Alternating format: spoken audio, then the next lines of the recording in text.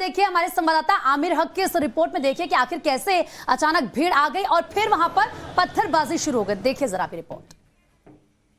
नई सड़क का इलाका है जहां पर मैं इस वक्त मौजूद हूं। परेड चौराहे से से कुछ ही कदमों पर है और ये देखें पुलिस की तैनाती, घुड़सवार पुलिस वाले भी यहाँ पर मौजूद है देखने के लिए कि कोई भी अप्रिय घटना अब ना होने पाए, लोग किसी भी तरह से कानून अपने हाथ में ना लें और इसको लेकर पुलिस बेहद सजग। दोपहर में शायद थोड़ी देर का वक्त ज़रूर ऐसा रहा था जब पुलिस के हाथों से मामला ऐसा लगा था कि बाहर निकल गया है, काबू से बाहर निकल गया है। जब जुमे की नमाज पढ़ने के बाद मुस्लिम समुदाय के कुछ लोग, ये जो तस्वीरों में आप देख रहे हैं, इस पुलिस चौकी के पीछे से लोगों का हुजूम आया और नई सड़क के इस इलाके में जहां पर मार्केट है, बाजार है दोनों ओर, उस तरफ आगे बढ़ा और इधर कुछ 1 से 1.5 दर्जन दुकानें ऐसी थीं जो दूसरे समुदाय की थीं और वो दुकान खुली हुई थीं। उसके अलावा बाकी का मार्केट पीछे पूरी तरह से बंद था।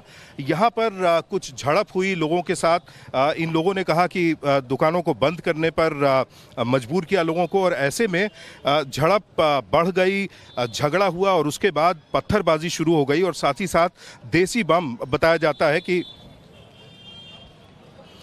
देसी बम जो है वो छोड़े गए। तो चंद करीब 1-1.5 घंटे तक स्थितियां थोड़ी सी काबू से बाहर रहीं और उसी बीच ज़्यादा हिंसा हुई, तोड़फोड़ की घटना हुई। ये दिखाऊं मैं आपको, सामने ये कार देखें जो अभी भी क्षतिग्रस्त दिखाई दे रही है, इसके शीशे टूटे हुए हैं, तमाम पत्थर नीचे पड़े हुए हैं, किनारे पर पड़े हुए हैं।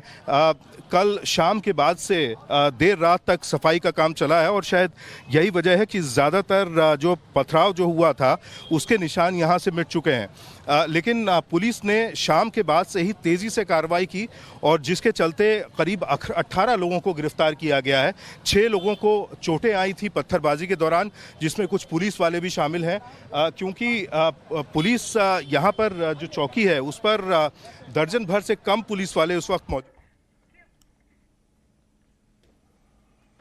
तो देखिए, क्योंकि लगातार हम बता रहे हैं 3 एफआईआर इस पूरे मामले में दर्ज की गई है। जो पहली एफआईआर है उसमें 36 लोगों के नाम है, जो दूसरी एफआईआर है उसमें 19 लोगों के नाम है और जो तीसरी एफआईआर है उसमें 1000 लोगों के नाम हैं।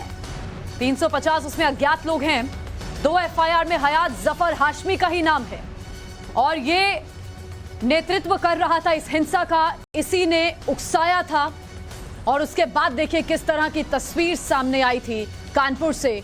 देखिए तस्वीरें, आप देखिए, ये एक्सक्लूसिव तस्वीरें हम आपको दिखा रहे हैं। एफआईआर की कॉपी भी आपके सामने रख चुके हैं, उन तमाम नामों का भी जिक्र कर चुके हैं जिनकी पहचान इस पूरे मामले में हुई है। आमिर हमारे सहयोगी लगातार हमारे साथ बने हुए हैं। 2-3 एफआईआर अभी तक दर्ज हुई है आमिर, और 2 एफआईआर में हयात जफर हाशमी का नाम है। सबसे पहले तो इसको पकड़ना बेहद जरूरी है ताकि पता चल सके क्या यही मास्टरमाइंड है या फिर इसको किसी और की बैक मिल रही थी।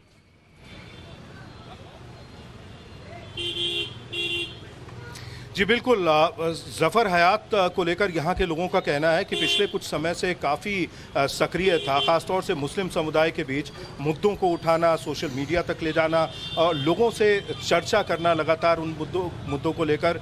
तो एक तरह से समुदाय के नेता के तौर पर उभर कर आना चाहता था, ऐसा लगता है लोगों से बात करने के बाद।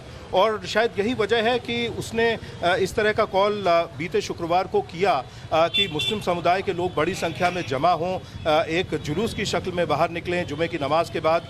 और उसके बाद बंद का जो कॉल किया गया, बाज़ार की बंदी का, वो भी जफ़र हयात की तरफ से ही किया गया। हालांकि प्रशासन के लोगों ने खुद ये माना कि बृहस्पतिवार को यानी शुक्रवार से एक दिन पहले जो ऑर्गेनाइजर्स थे इस बंद के, उनसे बात हो चुकी थी। उनको ये बताया जा चुका था कि चूंकि राष्ट्रपति और प्रधानमंत्री का कार्यक्रम है इसलिए इस बंद के कॉल को स्थगित कर दिया जाए और ख़ुद पुलिस के अनुसार उस कॉल को वापस ले लिया गया था। फिर आखिर ये क्या वजह थी, ये षड्यंत्र किसने रचा कि बड़ी संख्या में लोग नमाज के बाद यहाँ नई सड़क इलाके में आए और एक जुलूस की शक्ल में निकल कर आए। और चश्मदीदों का बताना है कि एक बड़ा जुलूस निकल चुका था, लेकिन पीछे से जो जुलूस का दूसरा हिस्सा आया उसमें जो लोग आए वो पूरी तरह से हथियारों से लैस थे, लाठी डंडे उनके पास थे, अवैध असलहे थे, क्रूड बॉम्ब्स थे, देसी बॉम्ब्स थे, पेट्रोल बॉम्ब्स थे, जिनका इस्तेमाल वो कर रहे थे। उन लोगों के ऊपर जो लोग अपनी बाजार, अपनी मार्केट बंद करने से मना कर रहे थे, और इसी के बाद हिंसा बढ़ती चली गई। क्योंकि जो मुख्य आरोपी है वो हयात ही बताया जा रहा है, हयात जफर हाशमी। तो जरा आपके पास उसको लेकर क्या कुछ जानकारी है, आखिर कौन है, क्या करता है, जरा पूरा विस्तार से बताएं।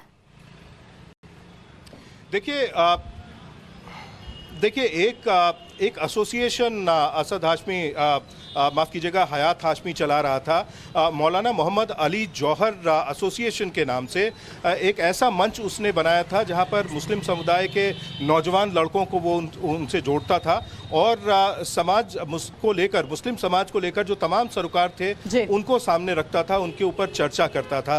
अभी तक पुलिस के पास और स्थानीय लोगों के पास इतनी ही जानकारी है हयात के बारे में, लेकिन अब ज़रूर उम्मीद है कि जिस तरह से प्रमुख आरोपियों में नाम उसका FIR में भी आया है, पुलिस उसको पकड़ने के लिए छापेमारी भी कर रही है।